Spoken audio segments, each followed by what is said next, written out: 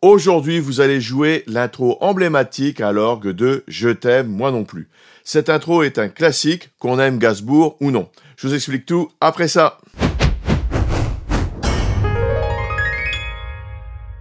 Bonjour, je suis Ludo, fondateur du site lesfoudupiano.fr. Alors, au départ, je ne suis franchement pas un grand fan de Gainsbourg, mais ce n'est pas grave, chacun ses goûts. Mais quand on aime l'orgue, il faut avouer que cette intro a vraiment quelque chose. Alors, Je t'aime moi non plus a été écrite par Serge Gainsbourg en 1967, initialement interprétée avec Brigitte Bardot. La version la plus connue reste quand même celle sortie en 1969 avec Jane Birkin. Une anecdote intéressante sur cette chanson est que la première version enregistrée avec Brigitte Bardot a été mise de côté à la demande de l'actrice qui craignait pour sa réputation. Ce n'est que 2 ans plus tard, avec Jane Birkin, que Gainsbourg a décidé de sortir la version définitive que nous connaissons tous aujourd'hui. Allez, on passe à l'orgue.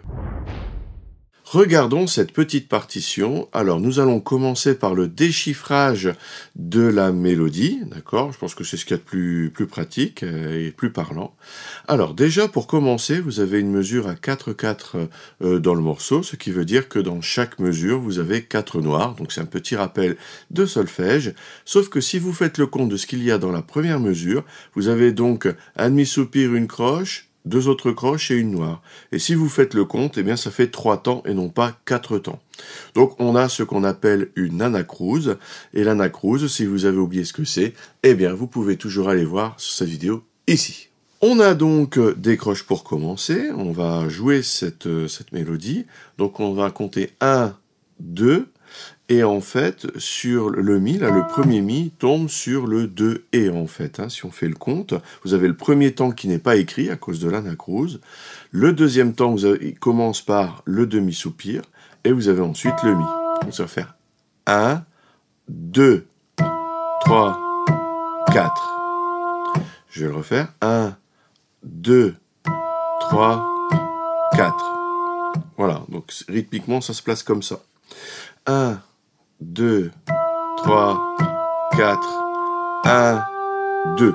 Donc là, ensuite, on a une blanche, donc c'est pas très compliqué, le sol en blanche. 1, 2, 3, 4, 1, 2, 3, 4, 1, 2, 3, 4. Vous voyez que ce sol est lié à un sol à la mesure d'après, ce qui veut dire que je vais devoir prolonger cette durée pendant 2 temps supplémentaires. Donc vous avez les 4 temps de la mesure de sol, enfin la mesure où il y a un sol, 1, 2, 3, 4, là où il y a une ronde, et juste après, on va compter encore 1, 2, en restant bien appuyé sur l'orgue.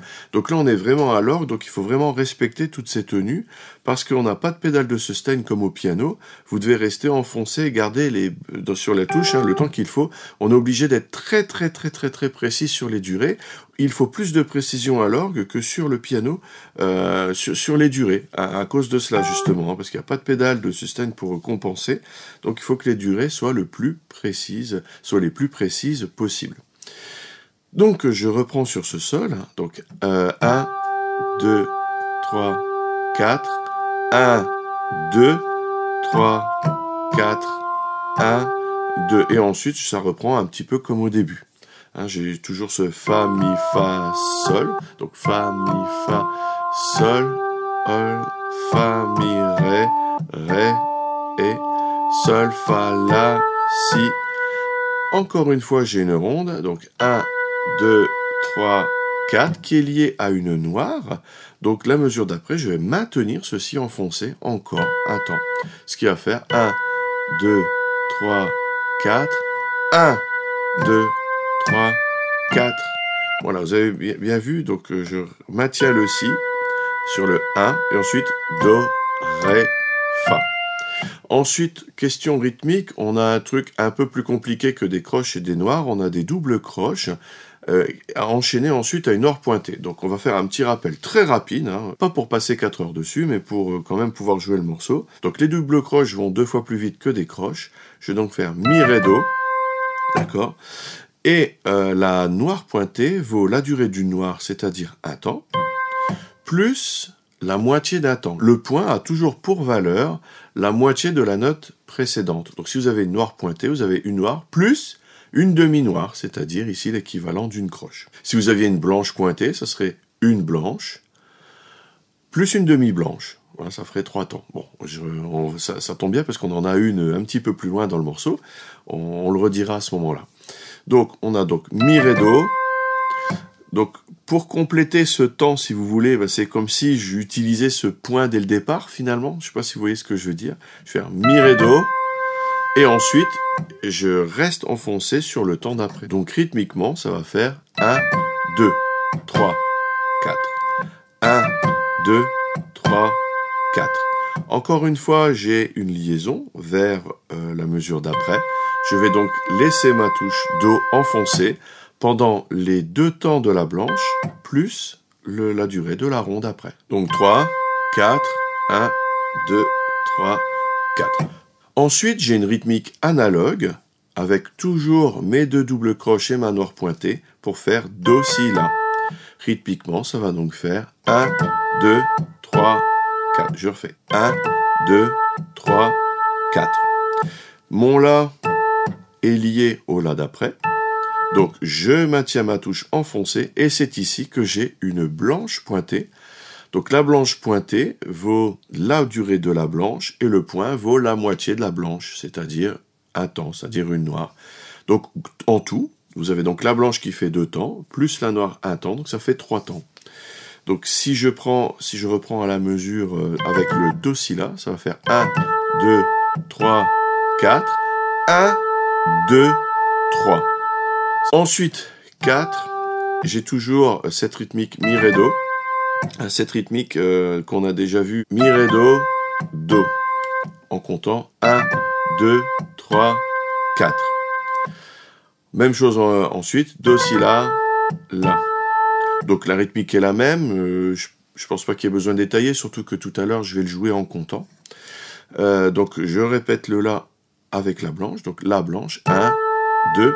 Ensuite, j'ai croche, noir pointé. Souvent on a noir pointé, croche, ici on a croche, noir pointé, c'est l'inverse. On va rejoindre un petit peu ce qu'on avait avec nos doubles croches, sauf qu'on n'a pas de double croche. Hein. Donc ça va nous donner cette rythmique-là. 1, 2, 3, 4, 1. Je vais refaire 1, 2, 3, 4, 1, 2. Voilà, je refais un coup. 1, 2, 3, 4, 1, 2. Et ensuite, je retrouve Mi, Fa, qui était au tout début du morceau, dans l'anacrouse en fait. Et comme vous avez à la fin de la ligne une double barre avec les 2 petits points, c'est une barre de reprise. Et on va jouer tout ce thème en boucle. Voilà. Alors, je vais le jouer maintenant en comptant. 1, 2, 3, 4, 1, 2, 3, 4, 1, 2, 3, 4, 1, 2, 3, 4, 1, 2, 3, 4, 1, 2, 3, 4, 1, 2, 3, 4, 1, 2, 3, 4, 1, 2, 3, 4, 1, 2, 3, 4, 1, 2, 3, 4, 1, 2, 3, 4, 1, 2, 3, 4, 1, 2, 3, 4, 1, 2, 3, 4, 1, 2, 3, 4, 1, 2, 3, 4, 1, 2, etc., etc. J'attire votre attention sur le fait que comme à l'orgue, on doit maintenir les durées, on doit être très précis sur les durées. Si vous prenez par exemple la 2e ligne, là où on a le Si, vous avez peut-être remarqué que je faisais un truc bizarre, parce que j'étais bloqué en fait. Au début de la ligne, je faisais donc Ré, Sol, Fa, La, Si, et j'utilise un 5e doigt. Sauf qu'après, moi je suis un petit peu bloqué pour faire Do, Ré, Fa, Mi, Ré, Do, et je fais hors de question de faire un passage de pouce comme ça, biscornu. Ça, c'est pas possible. Donc, du coup, on fait une substitution. Donc, je substitue, je laisse, donc ça veut dire que je laisse ma note enfoncée, je vais prendre par le pouce tout en maintenant enfoncé, ce qui me dégage de la place. Si vous voulez plus de renseignements sur les substitutions de doigté, j'ai fait une vidéo entièrement consacrée sur ce sujet, vous la trouverez ici. Nous allons passer maintenant à la grille harmonique, aux accords. Alors, ce qu'il faut savoir, c'est que la dynamique du morceau est donnée par la basse, par la batterie et par une guitare rythmique, en fait. Et donc, toum, toum, tchak, touka, touka, toum, tchak, touka, toum. Ben, nous, on va pas pouvoir le faire à l'orgue, hein. Ce n'est pas quelque chose qui est joué dans le morceau à l'orgue. À l'orgue, les accords sont plaqués à la main gauche. Et donc, nous allons plaquer également ces accords. Évidemment, si vous passez au piano, vous pouvez faire une rythmique main gauche qui ressemble un petit peu et éventuellement jouer la main droite à l'orgue ou même au piano, ça c'est possible, mais c'est pas ce qu'on va voir maintenant. Nous on va voir la grille d'accords à peu près telle qu'elle est faite dans le morceau original, ou plutôt dans l'esprit du morceau original. Voilà. Alors, pendant l'anacrouse, mi, fa, donc il n'y a rien, hein, et on ne va pas jouer. On va jouer sur le Do, donc vous avez donc l'accord de Do, Do, mi, sol. Voilà. Ensuite, comme accord, on a le Fa. Voilà. Fa, La, Do. Ensuite, vous avez le Sol. Sol, Si, Ré. Ensuite, vous avez le Ré mineur 7. Alors, le Ré mineur 7, c'est Ré, Fa, La pour le Ré mineur. Et on va rajouter une septième, le Do. Donc ça, c'est un accord de Ré mineur 7. Voilà. Ensuite, on a l'accord de Mi mineur. Mi, Sol, Si. Ok. Alors, l'accord suivant, c'est un Sol 7, basse, Ré. Alors, on va déjà commencer par le Sol 7. Donc, le Sol 7, Sol, Si, Ré, Fa. Donc, on l'a déjà vu dans d'autres tutos. Sol, Si, Ré, Fa. Par contre, on a une basse de Ré. Slash Ré, ça veut dire que je vais prendre un Ré à la basse. Donc, finalement, mon Ré qui est ici, je vais le mettre ici. Hop, j'arrive à ça.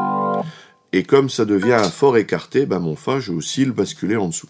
Et ça va donner cette position-là. Voilà, donc Ré, Fa, Sol, Si. Ok. Ensuite, on reprend les accords du début. Donc, on va pas tout redétailler, mais on va les scruter. On va regarder vite fait. Donc, on a Do, comme on a dit. Le Fa. Sol, on l'a déjà dit.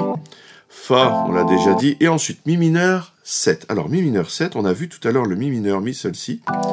Eh bien, la septième, je vais rajouter un Ré. Voilà. Ça, c'est un Mi mineur 7. Voilà. Le Ré mineur 7, on l'a vu tout à l'heure. En fait, on décale tout d'une touche. Hop. Voilà. Le Sol, on l'a déjà vu. Le Do, on l'a déjà vu. Ah, par contre, après, on a un Fa 7 majeur. Donc, nous avons déjà vu tout à l'heure le Fa. Fa, La, Do. Le Fa 7 majeur, en fait, on va prendre la septième majeure qui est le Mi. Alors, pour la retrouver, je peux vous rappeler l'astuce. Hein, je prends le Fa. Je vais prendre le Fa au-dessus, hein, à l'octave. Et je baisse d'un demi-ton. Ça, c'est un Fa 7 majeur, un Fa septième majeur. Voilà. Ensuite, on a un Sol 7. Ben, je décale tout d'une touche. Hop, Sol 7. Voilà. Ce n'est pas un accord de Sol septième majeur, hein, c'est un accord de Sol 7 ici. Hein. Ensuite, La mineur. Donc, on a La, Do, Mi. La, Do, Mi. Ensuite, je crois qu'on a à peu près tout vu. On retourne sur un Fa 7 majeur. Ensuite, un Sol 7. Le Do, on l'a vu. Le La mineur, on l'a vu. Fa 7 majeur, on l'a vu. Ré mineur 7, on l'a vu. Mi mineur 7, on l'a vu. Fa majeur 7, on l'a vu. En même temps, je le remontre, hein, comme ça, c'est l'occasion. Et on finit sur un Sol. Voilà. Si on était en blues, on dirait que ce Sol peut servir de turnaround, c'est-à-dire que ce Sol, on sent bien que le morceau n'est pas terminé, ce qui nous permet de réamorcer la pompe et de repartir sur le Do. Alors maintenant qu'on a vu les accords, on va voir comment les enchaîner, en sachant qu'il y a quand même des petites choses à prendre en compte. Donc là, il y aura des histoires de goût. Donc je vais vous expliquer tout ça. Vous verrez qu'il y a peut-être des choses qui vont vous sonner bizarres, et c'est bien pour ça qu'on va peut-être choisir d'autres positions. Alors déjà, si vous avez un groupe, ou si vous jouez avec quelqu'un qui a une basse, donc le bassiste va marquer les fondamentales. Donc Do, Fa, Sol, etc. Donc c'est très marqué. Si on plaque à l'orgue, si vous n'avez pas de bassiste, eh bien, je suis sur le Do, je suis sur le Fa. Donc on entend bien la note de basse, mais ça fait des déplacements quand même un petit peu embêtants, et c'est pas ce qui est joué en fait. Ce qui est joué, c'est Do et Fa. Voilà, comme ça. Mais ça donne, quand on est tout seul, ça donne une position plus instable que celle-là, si vous voulez, parce que j'ai une basse en Do. D'accord? Si quelqu'un d'autre jouait un Fa, là, il n'y a plus ce problème. Vous voyez, j'attire votre attention un petit peu sur les arrangements des morceaux. Vous voyez, là, c'est vraiment de l'arrangement de morceaux. C'est la façon dont sont construits les morceaux, ce que les gens jouent et pourquoi ils jouent telle chose. Ça s'imbrique, en fait. C'est une complémentarité entre les instruments. Chacun ne joue pas sa partition de son côté sans prendre compte ce qui est joué autour. Donc, il faut en avoir conscience. Et c'est vrai que quand on joue en accord à la main gauche, c'est vrai que moi, souvent, j'aime bien marquer les fondamentales, ce que je ne peux pas faire ici, d'accord? Et je voulais vraiment attirer votre attention là-dessus. Alors, voilà, donc Do. Le plus simple, c'est de faire un Fa comme ça. Voilà. Et Sol, comme ça. Ou alors Fa, Sol. Do, Fa, Sol. Ok. Ensuite, j'ai un Ré mineur 7. Alors, le Ré mineur 7, donc Ré, Fa, La, Do. Donc, je peux enchaîner mon Sol. Un Ré mineur 7. Si jamais vous mettez votre Do avant, pour gagner un petit peu de place, regardez, pour gagner du déplacement, regardez, si j'ai mon Sol, et que je fais mon Ré mineur 7 comme ça, j'ai Do, Ré, qui se touche, d'accord? Et en plus, dans une voix extrême, d'accord, à la basse. Ça sonne d'une façon quand même particulière, hein, vous en conviendrez. Voilà. Donc, question de goût, hein. Donc, soit vous le faites ici, et si vous n'aimez pas, bien sûr, vous pouvez utiliser une autre position, voilà, comme celle-ci, qui va être d'une sonorité très différente. Vous voyez qu'avec le même accord, suivant la position qu'on prend, ça va sonner très différemment. Voilà. Mi mineur, pas trop de difficultés. Ensuite, on a vu tout à l'heure le Sol 7 basse Ré. Donc là, par contre, c'est écrit comme ça. Donc là, on va essayer de marquer le Ré à la basse. Comme ça. Voilà. Donc on a fait la première partie. Ben, la deuxième partie, elle va ressembler fortement, hein, puisque j'ai toujours mon Do, Fa, Sol. Voilà. Ensuite, au lieu d'aller sur un Ré, je repars sur un Fa, Fa. Et ensuite, j'ai un Mi mineur septième. Alors, pour le jouer, donc soit vous faites ce truc instable qui est là. Je dis instable parce qu'encore une fois, vous avez ça à la basse. Hein, quand on le joue tout seul, ça pique un peu quand même. Hein, voilà. Voilà, j'aime bien cette expression, ça pique un peu. Voilà. Alors, les solutions, si vous voulez éviter ça, eh bien, c'est de prendre une autre position de Mi mineur 7. Voilà. Ou alors, dans les aigus, comme ça. Mais si vous faites ça, il va falloir apprendre à bien se déplacer. Parce que je pars d'un Fa. Et ensuite, hop, je peux partir comme ça.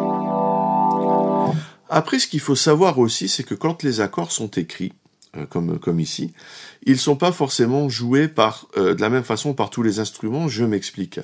Si vous faites un Mi mineur, eh bien peut-être qu'à la guitare rythmique, ils vont faire le Mi mineur 7. Et que tous les instruments ne sont pas obligés de marquer forcément la septième de la même manière. Regardez, si je joue juste un Mi mineur, donc ça va totalement passer dans le morceau, ça va simplifier l'affaire, et peut-être que c'est la guitare qui va prendre la septième. Vous voyez? Donc même si c'est écrit comme ça, ne vous sentez pas forcément obligé de tout prendre si c'est compliqué, parce que comme il y a une orchestration, eh bien l'orchestration est faite de sorte que les instruments se répartissent un petit peu, les voix se répartissent les notes de l'accord. Ça arrive très souvent, ça arrive très souvent. Voilà, donc si vous avez un Fa et que vous voulez partir en Mi mineur 7 ici, hein, eh bien vous pouvez aussi faire Fa et Mi, sans la septième, et ça passe très bien. Et la remarque est exactement la même pour le Ré mineur 7 juste après. Voilà. Voilà, si le Do est un peu embêtant à choper, bon bah vous faites Mi mineur et Ré mineur. Ça marche? Alors après Sol, on l'a déjà vu, et Do. Ensuite, on a un Fa7 majeur, et là, par contre, si vous écoutez le morceau, on entend clairement le Mi ici. Donc je vous encourage à essayer de la jouer quand même, hein, cette septième majeure. Et le Fa, quand je dis le Fa, c'est la septième de l'accord de Sol, regardez, Sol 7. Eh bien le Fa, il est quand même très clairement aussi joué dans l'original. Donc on a bien un Fa 7, avec le Mi on voit ici qu'on entend très bien, et le Sol 7, avec le Fa qu'on entend très bien également. Voilà. Donc, maintenant si vous faites Fa, Sol, ça va sonner, hein. Mais quand on l'écoute, il y a une certaine importance quand même. La mineur, donc entre Sol 7 et La mineur, bon, c'est pas trop compliqué finalement. Regardez, si j'ai le Sol 7, eh bien le La mineur, ce sont les touches entre les touches blanches entre celles qu'on joue, regardez. Donc ça c'est le Sol 7, ben, La mineur, ce sont les autres, vous avez vu? Sol 7, La mineur. Sol 7, La mineur. Ensuite, je recommence avec mon Fa 7 majeur, mon Sol 7 majeur. Ensuite, je passe en Do. Donc, soit je vais ici, soit je reviens ici. Ça, c'est question de goût et aussi de déplacement. Entre le Do et le La mineur, vous avez deux notes communes. Hein. Do, Mi, c'est commun. Donc, Do, La mineur. Toujours Fa 7. Ré mineur 7. Mi mineur 7, Fa 7 majeur et Sol. Donc les accords, on les a déjà vus. Alors juste que, quand même, Fa, regardez ce que ça donne, tel que c'est écrit en position fondamentale. Fa 7 majeur, Ré, Mi, Fa et Sol. Alors si on écoute, les septièmes ne sont peut-être pas marqués à ce point-là à l'orgue. Donc vous pouvez très bien faire Fa, Ré, vous avez vu, Mi mineur 7 ou Mi mineur sur la septième, Fa et Sol. Les déplacements sont tout de suite plus faciles à gérer. Alors après, si vous mettez les septièmes à d'autres endroits, vous allez voir, ça pique un peu quand même. Alors par exemple, si j'ai mon La mineur, je pars de mon La mineur. Fa 7 majeur, je rajoute le Fa, vous voyez, Ré mineur 7, Mi mineur 7, Fa et Sol. Donc c'est un peu fouillis quand même, hein. Moi j'avoue, j'apprécie pas trop. Donc soit vous faites ici en position comme ça pour aller choper vos positions fondamentales, soit vous enlevez des septièmes, ça ressemblera fortement à ce qui est joué dans le morceau original. Donc Do, La, Fa, Ré, Mi, Fa, Sol.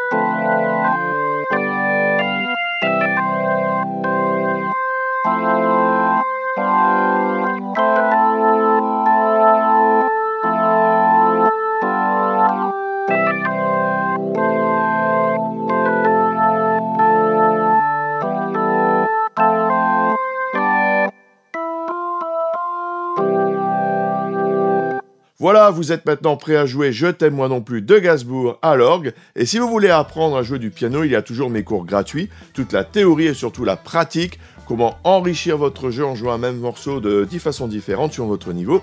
Et pour recevoir les guides et les vidéos, vous cliquez sur le lien dans la description. N'oubliez pas le petit j'aime, l'abonnement, la petite cloche. Merci et à tout de suite dans les vidéos bonus. Salut!